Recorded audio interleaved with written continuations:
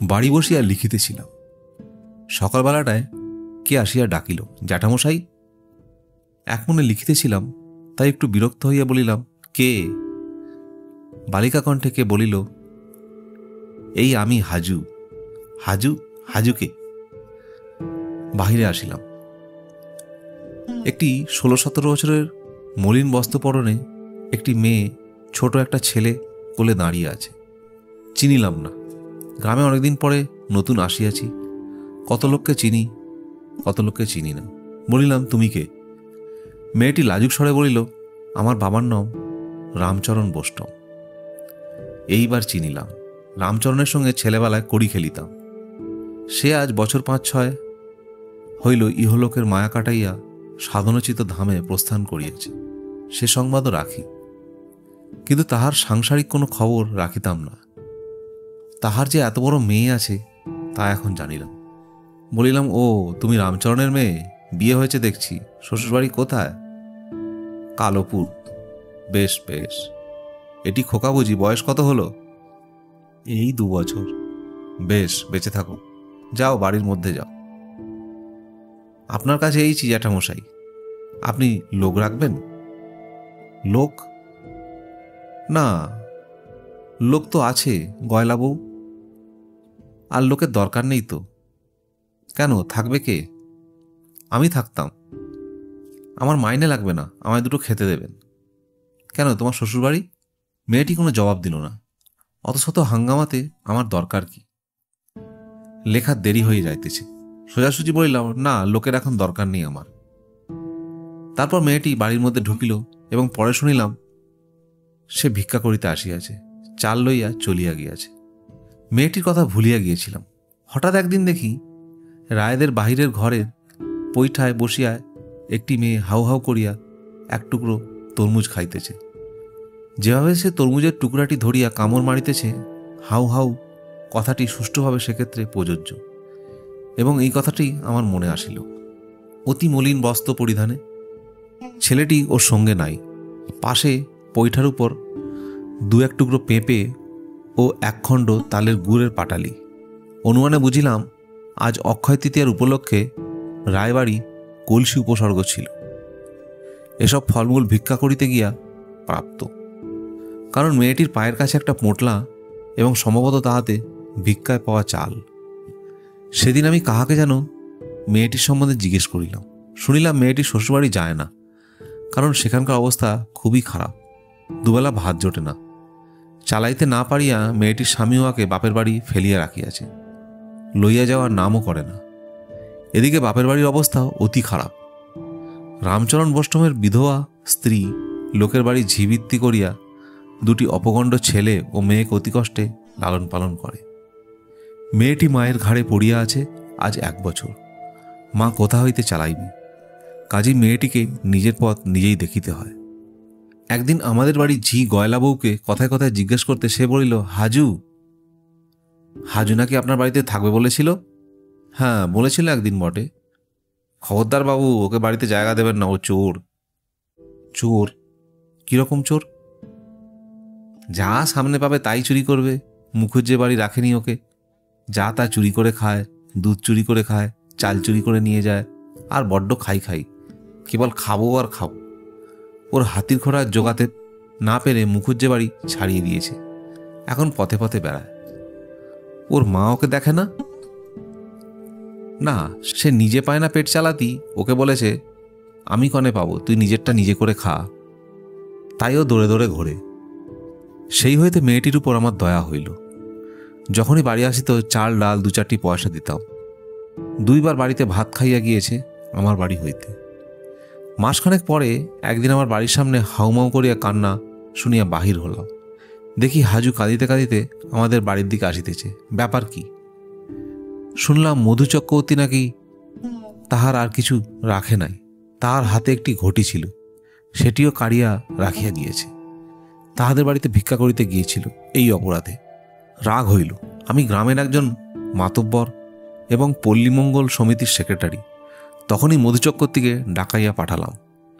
মধু একখানা রাঙা গামছা কাঁধে হন্তদন্ত হইয়া আমার বাড়ি হাজির হইল। জিজ্ঞাসা করিলাম, মধু, তুমি একে মেরেছ?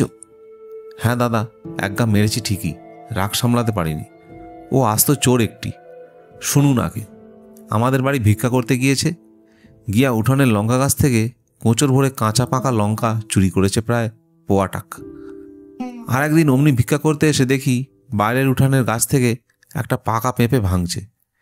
সেদিন কিছু বলিনি, আজ আর রাগ সামলাতে পারিনি দাদা, মেরেছি এক চর। আপনার কাছে মিথ্যে বলবো না। না, খুবই অন্যায় করেছ। মেয়ে মানুষের গায়ে হাত তোলা ওসব কি ইতরের মতো কাণ্ড। ছি, যাও, ওর কি নিয়ে রেখেছ ফেরত দিয়ে দে অজ্ঞে। হাজুকে বলিয়া দিলাম সে যেন আর কোনোদিন মধু চক্রবর্তী বাড়ি ভিক্ষা করিতে না যায়। এই সময় আকাল শুরু হইয়া গেল। ধান চাল বাজারে মেলে না, ভিখারিকে মুষ্টি ভিক্ষা দেওয়া বন্ধ। এই সময় একদিন হাজুকে দেখেছিলাম ছেলে কোলে গোয়ালপাড়া রাস্তায় ভিক্ষা করিয়া বেড়াইতেছে। আমাকে দেখিয়া নির্বোধের মতো চাহিয়া বলিল, এই যে জ্যাঠামশাই। যেন একটা মস্ত দুঃসংবাদ দিতে অনেকক্ষণ হইতে আমাকে খুঁজিতেছেন। আমি একটি বিরক্তির সঙ্গে বলিলাম, কি? এই আপনাদের বাড়িও যাব। বেশ, আমাদের বাড়িতে প্রসাদ পাবি আজ, বুঝলি। হাজু খুব খুশি। খাইতে পাইলে মেয়েটা খুব খুশি হয় জানি। কাঁঠালতলার ছায়ায় রোয়াকে সে যখন খাইতে বসিল তখন দুজনের ভাত তাহার একার পাতে। নিছক খাওয়ার মধ্যে যে কি আনন্দ থাকিতে পারে তাহা জানিতে হইলে হাজু সেদিনকার খাওয়া দেখিতে হয়। স্ত্রীকে বলিয়া দিলাম, একটু মাছ টাছ বেশি করে দিও। একদিন বোষ্টমপাড়ায় হরিদাস বৈরাগীকে জিজ্ঞেস করলাম, তোমাদের পাড়ায় হাজুর শ্বশুরবাড়ি যায় না কেন? ওকে নেয় না ওর স্বামী, কারণ সে নানান কথা। ও নাকি মস্ত পেটুক, চুরি করে হাঁড়ি থেকে খায়। দুধের সর বসবার জন্যেই সে করায়, সব চুরি করে খাবে, তাই তাড়িয়ে দিয়েছে। এই দোষ শুধু, আর কিছু না। এই তো শুনেছি, আর তো কিছু শুনিনি। আরও ভালো গেরস্ত না, তাহলে কি আর ঘরের বউকে তাড়িয়ে দেয় খাওয়ার জন্যে? তারাও তেমনি। কিছুদিন আর হাজুকে রাস্তাঘাটে দেখা যায় না। একদিন তাদের পাড়ায় বোষ্টমবউ বলিল, শুনেছেন কাণ্ড? কি কি হয়েছে? সেই হাজু আমাদের পাড়ায়, সে বনগায় গিয়ে নাম লিখিয়েছে। আমি দুঃখিত হইলাম। এদেশের নাম লেখানো বলে বিশ্বাবৃত্তি অবলম্বন করাকে। হাজু অবশেষে পতিতাবৃত্তি গ্রহণ করিল।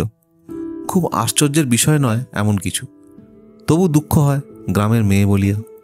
এখানেই এ ব্যাপারে শেষ হইয়া যাইত হয়তো, কারণ গ্রামে সবসময় থাকিও না, থাকিলেও সবসময় সবার খবরও সবসময় কানে আসে না।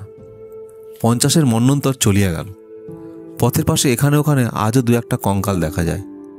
ত্রিপুরা জেলা হইতে আগত বুভুক্ষ নিঃস্ব হতভাগ্যরা পৃথিবীর বুকে চিহ্ন রাখিয়া গেছে। এ জেলার মন্বন্তরে মূর্তি অত তীব্র ছিল না। যে দেশে ছিল সে দেশ হইতে নিঃস্ব নরনারী এখানে আসিয়াছিল, আর ফিরিয়া যায় নাই। পৌষ মাসের দিন খুব শীত পড়িয়াছে। মহকুমা শহরে একটা পাঠাগারের বার্ষিক উৎসব উপলক্ষে গিয়েছি। ফিরিবার পথে একটা গলির মধ্যে বাজারে আসিয়া উঠিব ভাবিয়া গলির মধ্যে ঢুকিয়া কয়েক পদ মাত্র অগ্রসর হইয়াছি, এমন সময় কে ডাকিল, ও জ্যাঠামশাই। বলিলাম, কে? এই যে আমি। আধো অন্ধকার গলিপথে ভালো করিয়া চাহিয়া দেখিবার চেষ্টা করিলাম। একটা চালাঘরের সামনের পথের ধারে একটি মেয়ে রঙিন কাপড় পরিয়া দাঁড়াইয়া আছে। কাপড়ের রং অন্ধকারের সঙ্গে মিশিয়া গিয়াছে। আমি শুধু তাহার মুখের আবছায়া, আদল ও হাত দুটি দেখিতে পাইলাম। কাছে গিয়ে বলিলাম, কে? বারে, চিনতে পারলেন না? আমি হাজু। হাজু বলিলেও আমার মনে পড়িল না কিছু। বলিলাম, কে হাজু? সে হাসিয়া বলিল, আপনাদের গাঁয়ের। বারে, ভুলে গেলেন? আমার বাবার নাম রামচরণ বৈরাগী। আমি যে এই শহরের নটি হয়ে গেছি। এমন সুরে সে কথাটি বলিল যেন জীবনের পরম সার্থকতা লাভ করিয়াছে এবং সেজন্য সে গর্ব অনুভব করে। অর্থাৎ এত বড় শহরে নটি হইবার সৌভাগ্য কি কম কথা? না, যার তার ভাগ্যে তা ঘটে। গ্রামের লোক দেখিয়া বুঝুক তার কৃতিত্বের বহরখানা। আমি কিছু বলিবার পূর্বেই সে বলিল, আসুন না দয়া করে আমার ঘরে। না, এখন যেতে পারবো না, সময় নেই। কেন, কি করবেন? বাড়ি যাব। সে আবদারের সুরে বলিল, না, আসতেই হবে, পায়ের ধুলো দিতেই হবে আমার ঘরে, আসুন। কি ভাবিয়া তাহার সঙ্গে ঢুকিয়া পড়িলাম তাহার ঘরে। নিচু রোয়াকে খড় ছাওয়া, রোয়াক পার হইয়া মাঝারি ধরনের একটি ঘর।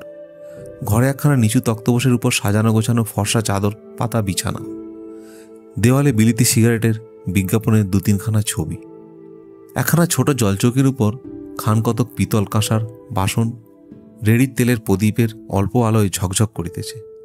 মেঝেতে একটা পুরনো মাদুর পাতা, বোষ্টমের মেয়ে একখানা কেষ্ট ঠাকুরের ছবিও দেওয়ালে আটকানো দেখিলাম। ঘরের এক কোণে ডুগি তবলা একজোড়া, একটি হুঁকো, টিকে তামাকের মশলা, আরও অনেক কিছু। হাজু গর্বের স্বরে বলিল, এই দেখুন আমার ঘর। বাহ, বেশ ঘর তো। কত ভাড়া দিতে হয়? 7.5 টাকা। বেশ। হাজু এক ঘটি জল লইয়া আসিল। পা ধুয়ে নিন। কেন? পা ধোয়া এখন দরকার দেখছি নে, আমি এক্ষুনি চলে যাব। একটু জল খেয়ে যেতে হবে কিন্তু এখানে জ্যাঠামশাই। এখানে জলযোগ করার প্রবৃত্তি হয় কখনো? পতিতাদের ঘরদোর গা ঘিন ঘিন করিয়া উঠিল। বলিলাম, না, এখন কিছু খাবো না, সময় নেই। হাজু সে কথা গায়ে মাখিল না, বলিল, তা হবে না, আমি ওসব শুনছি নে, কিছুতেই শুনবো না, বসুন। তাহার পর সে উঠিয়া জলচৌকি হইতে চায়ের পেয়ালা তুলিয়া আনিয়া সযত্নে সেটি আঁচল দিয়া মুছিয়া আমাকে দেখাইয়া বলিল, দেখুন, কিনেছি, আপনাকে চা করে খাওয়াবো, এতে চা করতে শিখেছি। ড্রেস ড্রেন চায়না নয়, অন্য কিছু নয়, সামান্য একটা পেয়ালা। হাজুর মনোতুষ্টির জন্য বলিলাম, বেশ জিনিস, বাহ, খুব সুন্দর। ও উৎসাহ পাই আমাকে ঘরের এ জিনিস ও জিনিস দেখাইতে আরম্ভ করিল। একখানা আয়না, একটুকনি ঘটি, একটি সুদৃশ্য কৌটো ইত্যাদি। এটা কেমন, ওটা কেমন, সে এসব কিনিয়াছে, তাহারও খুশি আনন্দ দেখিয়া অতি তুচ্ছ জিনিসেরও প্রশংসা না করিয়া পারিলাম না। এতক্ষণ ভাবিতেছিলাম ইহাকে এ পথে আসিবার জন্যে তিরস্কার করি এবং কিছু সদ উপদেশ দিয়া জ্যাঠামশায়ের কর্তব্য সমাপ্ত করি। কিন্তু হাজুর খুশি দেখিয়া ওসব মুখে আসিল না। যে কখনো ভোগ করে নাই, তাহাকে ত্যাগ করো যে বলে, সে পরম হিতৈষী সাধু হইতে পারে, কিন্তু সে জ্ঞানী নয়। কালও ছিল সে ভিখারিনী, আজ এ পথে আসিয়া ওর অন্নবস্ত্রের সমস্যা ঘুচিয়াছে। কাল যে পরের বাড়ি চাইতে গিয়া প্রহর খাইয়াছিল, আজ সে নিজের ঘরে বসিয়া গ্রামের লোককে চা খাওয়াইতেছে, নিজের পয়সায় কেনা পেয়ালা পিরিচে। যার বাবাও কোনোদিন শহরে বাস করে নাই বা পেয়ালায় কখনো চা পান করে নাই, ওর জীবনের এই পরম সাফল্য ওর চোখে, তাহাকে তুচ্ছ করিয়া, ছোট করিয়া নিন্দে করিবার ভাষা আমার জোগাইল না। সংকল্প ঠিক রাখা গেল না। হাজু চা করিয়া আনিল, আর একখানা কাঁসার মাজা রেকাবিতে স্থানীয় ভালো সন্দেশ ও পেঁপে কাটা। কত আগ্রহের সহিত সে আমার সামনে জলখাবারের রেকাবি রাখিল। সত্যি আমার গা ঘিন ঘিন করিতেছিল।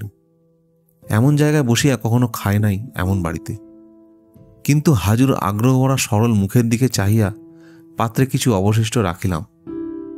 হাজু খুব খুশি হইয়াছে, তার মুখের ভাবে বুঝিলাম। বলিল, কেমন চা করেছি জ্যাঠামশাই? চা মোটেই ভালো হয় নাই। পাড়াগে চা, না গন্ধ না আস্বাদ। বলিলাম, কোথাকার চা? এই বাজারের। তুই নিজে চা খাস? দুবেলা খাই। চা না খেলে আমার কোনো কাজ করতে মনই লাগে না জ্যাঠামশাই। আমার হাসি পাইল। সেই হাজু? ছবিটি যেন চোখের সামনে আবার ফুটিয়া উঠিল। রায়বাড়ির বাহিরের ঘরের পৈঠার কাছে বসিয়া খোলা শুদ্ধ তরমুজের টুকরা হাউ হাউ করিয়া চিবাইতেছে। সেই হাজু চা না খাইলে তার কোনো কাজে হাত দিতে পারে না। বলিলাম, তাহলে এখন উঠি হাজু, সন্ধে উতরে গেল, আবার অনেকখানি রাস্তা যাব। হাজু দেখিলাম আমাকে এত শীঘ্র যাইতে দিতে অনিচ্ছা। গ্রামে কে কেমন আছে, সে কেমন আছে জিজ্ঞাসাবাদ করিয়া বলিল, একটা কথা জ্যাঠামশাই, মাকে 5টা টাকা দেব, আপনি নিয়ে যাবেন। লুকিয়ে দিতে হবে কিন্তু টাকাটা, পাড়ার লোকে না জানতে পারে। মার বড় কষ্ট, আমি মাসে মাসে যা পাই মাকে দিই। গত মাসে একখানা কাপড় পাঠিয়েছিলাম। কার হাত দিয়ে দিলি? বিনোদ গোয়েল এসেছিল, তার হাত দিয়ে লুকিয়ে পাঠালাম। তোর ছেলেটা কোথায়? মার কাছেই আছে, ভাবছি এখানে নিয়ে আসব। সেখানে খেতে পড়তে পারছে না। এখানে খাওয়ার ভাবনা নেই জ্যাঠামশাই। দোকানদারের খাবার খেয়ে তো আছি ভালোই, সিঙ্গাড়া বলুন, কচুরি বলুন, নিমকি বলুন, তা খুব। এমন আলুর দম করে ওই বটতলার খাট্ট দোকানদার, অমন আলুর দম কখনো খাইনি। এই এত বড় বড় এক একটা আলু, আর কত রকমের মশলা। আপনি আর একটু বসবেন, আমি গিয়ে আলুর দম আনবো, খেয়ে দেখবেন। না, ইহার সরলতা দেখিয়াও হাসি পায়, রাগ হয় না ইহার উপর। বলিলাম, না, আমি এখন যাচ্ছি, আর ওই টাকাটা আমি নিয়ে যাব না। তুমি মানি অর্ডার করে পাঠালেও তো পারো, অন্য লোকে দেবে কি না দেবে। বিনোদ যে তোমার মাকে টাকা দিয়েছে তার ঠিক কি? হাজুর এ সন্দেহ মনে ওঠে নাই এতদিন। বলিল, যা বলেছেন জ্যাঠামশাই, টাকাটা আর জিনিসটা তো ওর হাতে দিয়ে পাঠিয়ে দিই। মা পায় কি না পায় তাও জানি না। জানি। এ পর্যন্ত কত টাকা দিয়েছ? তা প্রায় 20-25 টাকার বেশি। আমি হিসেব জানি না জ্যাঠামশাই, মা কষ্ট পায়, আমার কি তা ভালো লাগে? কার হাত দিয়ে পাঠিয়ে দিস? হাজু সলজ্জে চুপ করিয়া রহিল।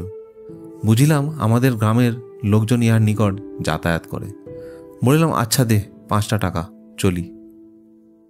আবার আসবেন জ্যাঠামশাই, বিদেশে থাকি, মাঝে মাঝে দেখে শুনে যাবেন এসে। গ্রামে ফিরিয়া হাজুর মায়ের হাতে 5 টাকা দিলাম। জিজ্ঞাসা করিলাম, আর কেউ তোমাকে কোনো টাকা দিয়েছিল? হাজুর মা আশ্চর্য হইয়া বলিল, কই না, কে দেবে টাকা? বিনোদ ঘোষের নাম করিতে পারিতাম, কিন্তু করিলে কথাটা জানাজানি হইয়া পড়িবে। বিনোদ ভাবিবে আমারও সেখানে যাতায়াত আছে, এবং হুজুর প্রণয়ীদের দলে আমিও ভিড়িয়া গিয়েছি এই বয়সে। কি গরজ আমার!